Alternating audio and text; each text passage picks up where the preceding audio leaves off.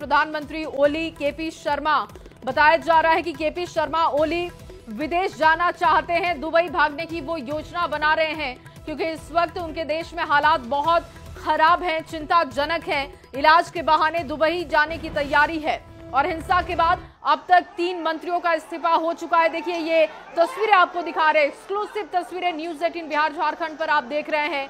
दूसरा दिन है प्रदर्शन का। दरअसल सोशल मीडिया पर बैन लगाने के खिलाफ ये प्रदर्शन चल रहा है और इस प्रदर्शन में अब हिंसक झड़प के साथ साथ जो संख्या है प्रदर्शनकारियों की वो भी बढ़ती हुई दिख रही है और इनका कहना है कि सरकार ने जो फैसला किया वो सही नहीं है, सरकार उस फैसले को वापस ले ले, ये सब कुछ खत्म हो जाएगा।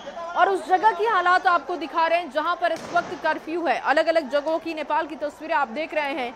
कमोबेश हर जगह स्थिति ऐसी ही दिख रही है। सेना को मोर्चा संभालना पड़ रहा है और लोगों का गुस्सा है सरकार के खिलाफ कि आखिर रातों रात कैसे फैसला हो गया कि सोशल मीडिया को बंद किया जाएगा। आपको बता दें कि नेपाल में यूट्यूब, फेसबुक, इंस्टाग्राम सहित 26 ऐप को बैन करने का फैसला सरकार ने किया और इसी बात को लेकर ये विरोध प्रदर्शन चल रहा है, जिसकी 2 तस्वीरें देख रहे हैं। देखिए कहीं पर आगजनी हो रही है, सड़क पर जहां तक आपकी नजर जाएगी सिर्फ पत्थर ही पत्थर आपको दिखेंगे। लोगों का कहना है कि इस पर जितनी जल्दी सरकार बैकफुट पर आ जाए उतना बेहतर होगा क्योंकि आर और पार के मूड में है। और कल की जो तस्वीरें थी वो तो बहुत ही ज्यादा चिंताजनक थी जब संसद परिसर के ऊपर प्रदर्शनकारी पहुंच गए थे। एक तरीके से देखिए जो बांग्लादेश में हम हालात देखते हैं तख्ता पलट के, कुछ इसी तरीके के तस्वीरें, कुछ इसी तरीके का नजारा इस वक्त नेपाल में भी दिख रहा है जहां लोगों का गुस्सा इतना बढ़ चुका है कि वो सड़क से लेकर संसद तक सरकार का विरोध कर रहे हैं। देखिए किस तरीके से पत्थर बरसाए जा रहे हैं। वहां पर सुरक्षा बलों की मुस्तैदी है, सेना ने कमान संभाला है, लेकिन लोग पत्थर फेंकते हुए देखे जा रहे हैं। समझाने की कोशिश हो रही है लेकिन बात बन नहीं पा रही है। और अब तक जो जानकारी है कि कई मंत्रियों ने इस्तीफा दे दिया है, 3 मंत्रियों ने इस्तीफा अब तक दे दिया और दूसरी तरफ विदेश भागने की फिराक में पीएम ओली हैं। उनका कहना है कि उनकी तबीयत ठीक नहीं है, इस वजह से वो दुबई जा रहे हैं। लेकिन सवाल ये है कि जब हालात इतने तनावपूर्ण हैं आपके देश में तो फिर वो वहां से निकल कैसे सकते हैं। इस स्थिति पर कौन कंट्रोल करेगा, कैसे ये सब कुछ सामान्य होगा, ये सबसे बड़ा सवाल अब तक नेपाल के लिए बन चुका है। लेकिन हालात इस वक्त वहां पर ऐसा है कि लोग चाहते हैं कि तख्ता पलट हो जाए। और देखिए सिर्फ वर्तमान प्रधानमंत्री के खिलाफ लोगों का गुस्सा नहीं है, बताया जा रहा है कि इससे पहले भी जो प्रधानमंत्री रहे हैं उनके खिलाफ भी लोगों का गुस्सा है। और पूर्व पीएम पुष्प कमल दहल के घर पर भी हमला किया गया, लोग वहां तक पहुंच गए।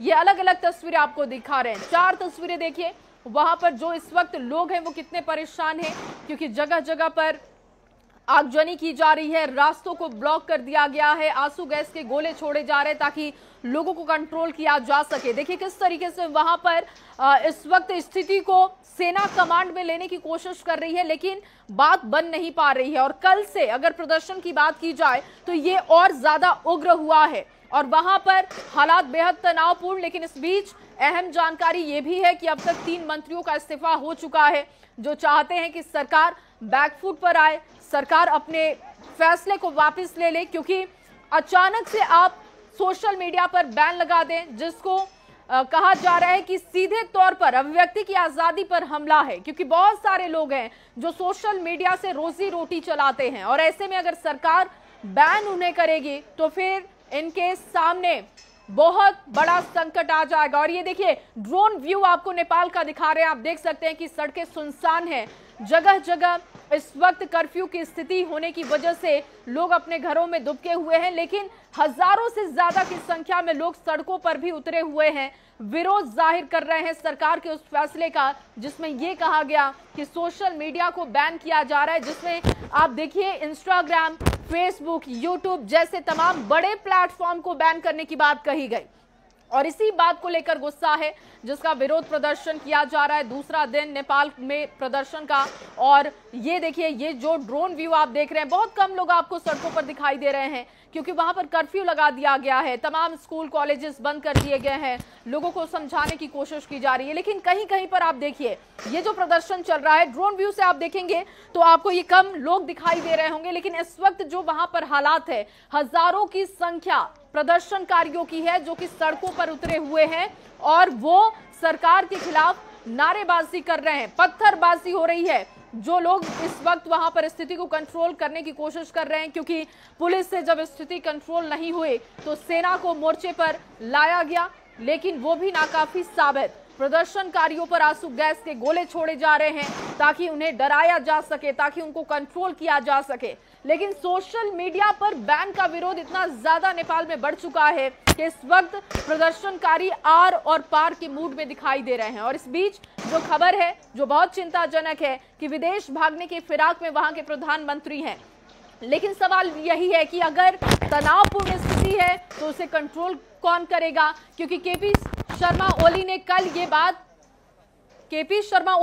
ये बात कही थी कि वो सोशल मीडिया के खिलाफ नहीं है, वो इस बात के खिलाफ हैं कि कुछ अराजक तत्व उनके देश को कमजोर कर रहे हैं। बहुत ही गोलमोल घुमाकर उन्होंने जवाब दिया और इस जवाब से प्रदर्शनकारी बिल्कुल संतुष्ट नहीं है। उनका सवाल यही है कि आखिर सरकार ने ऐसा फैसला क्यों किया, और अब फैसला जब हो चुका है तो उसके आगे क्या होगा? क्योंकि चाहते हैं प्रदर्शनकारी कि इसको सरकार वापस ले ले, बैकफुट पर सरकार आए और ये प्रदर्शन खत्म कर दिया जाए। लेकिन देखिए, अभी तक सरकार की तरफ से इस तरीके की कोई बात नहीं कही गई है।